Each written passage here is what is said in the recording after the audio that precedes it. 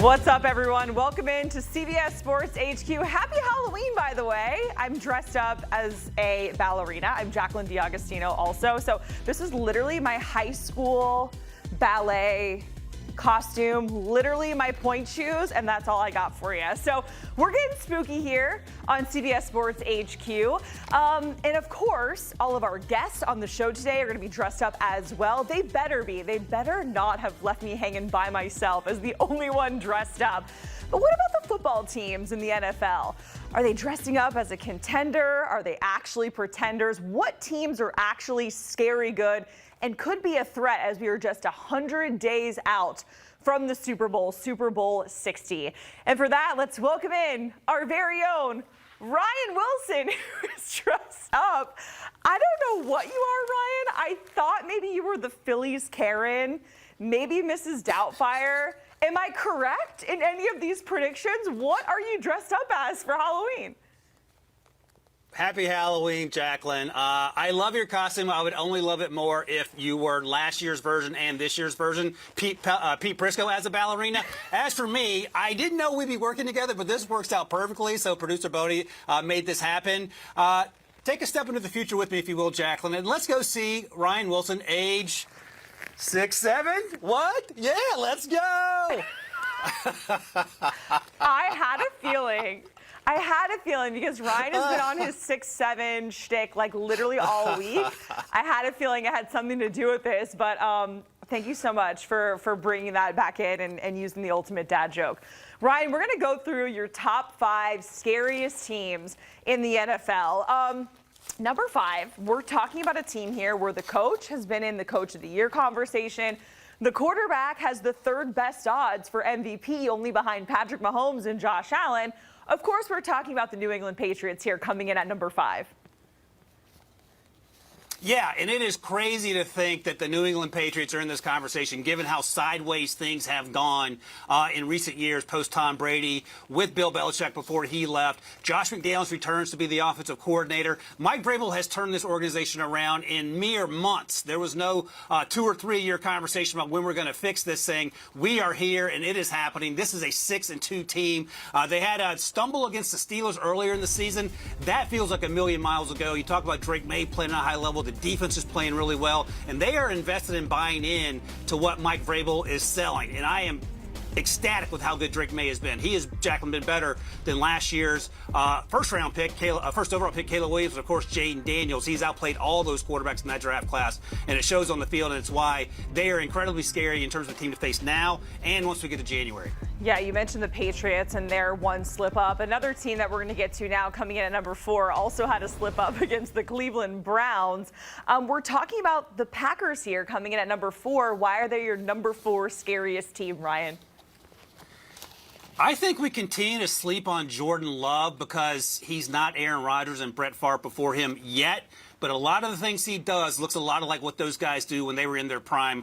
Favre's obviously a Hall of Famer. Aaron Rodgers will be 5 years after he retires. And Matt LaFleur, he gets credit, but sometimes maybe not enough credit with how he gets his guys open consistently against whether good or average opponents. I would say average last week against the Steelers. The Steelers had no answers in the second half of that game. They'll get the running game going. The offensive lineman healthy is really good, and the defense has some guy named Micah Parsons who's playing exactly like we thought Micah Parsons would play, whether it's going to be in Dallas or Green Bay.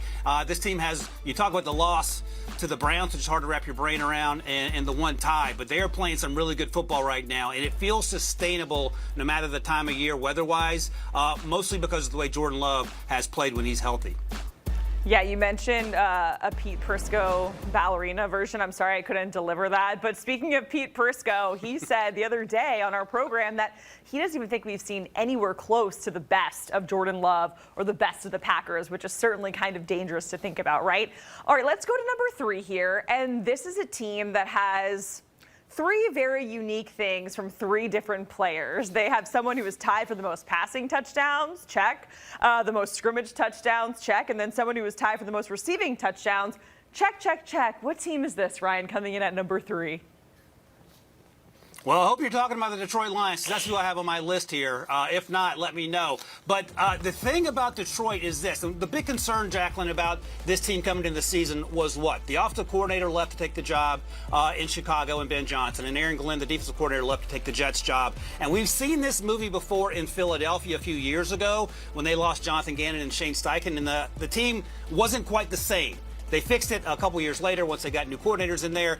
There's been no real hiccups here after the first couple of weeks. And this defense with Kelvin Shepard as the DC is playing at a pretty high level, even with a ton of guys injured. We talk all the time and make excuses at times about injuries affecting how teams perform. The Ravens are the most recent example. But Aiden Hutchinson is playing like at an MVP level, coming back off that serious injury. Jared Goff is one of the best quarterbacks in the league. Amon-Ra St. Brown is one of the best wide receivers. And Jahmyr Gibbs is one of the best running backs. And when you have that with a really good offensive line, you are formidable, and they're the best team in their division, and I would argue they're the best team in the NFL. So, yeah, you don't want to play them no matter the time of year. And it's funny to think about now in the offseason, we were having doubts, right? You know, what are they going to do with both their coordinators gone? And it feels like they've picked up right where they left off. All right, we're finally getting into your top two scariest teams. As a fan of a team in the AFC South, I'm a little salty that it is not my AFC South team we're talking about here, but we have to give credit where credit is due to Shane Steichen and what they've been able to do. But why are they coming in at number 2, Ryan, despite being the current 1 seed in the AFC?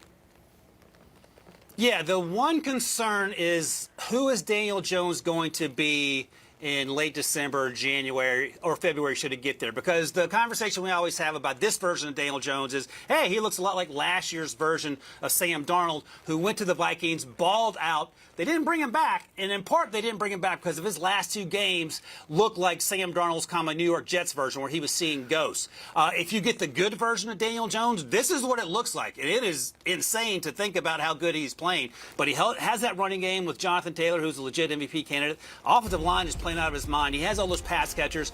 The defense does need to get better. And maybe they'll try to do some things around the trade deadline. But Shane Steichen, it's crazy to say, Jacqueline, has found his quarterback.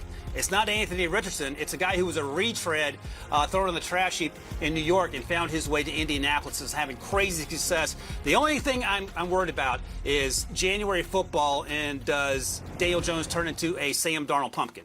Yeah, and you know what? Speaking of the defense, we were talking about yesterday, maybe Trey Hendrickson having a little reunion with Lou Anarumo and going there. We won't tell John Breach that we're potentially, trying to make that come to fruition here and speaking it into existence.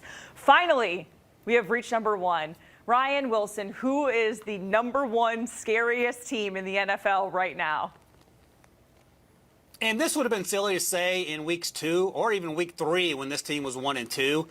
But never sleep on the Kansas City Chiefs if Andy Reid is there and if Patrick Mahomes is there. They are still there. They are still one of the best teams in the NFL, even if they're 5-3. The fact that they're 5-3 after starting 0-2 pretty much tells you all you need to know. Travis Kelce looks to be like his former self, in part because Rashee Rice is back, in part because they have their wide receivers starting to make plays a little bit more consistently. Juju Smith-Schuster has been an integral part of that offense. Brashard Smith, their 7th-round pick, the running back, is getting more involved in much the same way Xavier Worthy was brought along last year as an explosive threat who can get to the edges and make plays. And we know how good that defense is with Steve Spagnuolo. I think the lesson for me, Jacqueline, is, again, as long as Reid and Mahomes are standing upright and in Kansas City wearing red, that team is going to have a chance to compete. The offensive line needs to get healthy. They need to get Justin Simmons back. But they are looking very, very scary on, October 31st, Halloween. So let's go. And you know what's even scarier is that they're not even first in the division, and we're talking about how scary they are. That's scary enough. Ryan, before I let you go, I just need you to, for the folks that maybe are tuning in a little bit late, just give us one more explanation and one more 6'7" dad joke before we let you go. Yeah, this is Ryan Wilson, what I look like at age 67. The hair plugs came in, so they're taken. Got my 67 jersey on. My wife's a school teacher, and she says if she hears 6'7" one more time, she's going to, you're not going to strangle the kids, but you're going to think evil thoughts. So she's done with the 6'7", so it's just you and me, Jacqueline, that can talk about it until this thing dies out. All right, 6'7" Ryan Wilson, we certainly appreciate you going through your top 5 Scariest teams in the NFL. And speaking of some of those scariest teams, the top two that Ryan had are in action on CBS for Week 9 in the NFL. The Colts, Daniel Jones, Shane Steichen, they're in action against Aaron Rodgers and the Steelers. And then, oh boy, in that 4:25 Eastern time window, the 10th meeting between Patrick Mahomes and Josh Allen with the Chiefs and the Bills Sunday on CBS.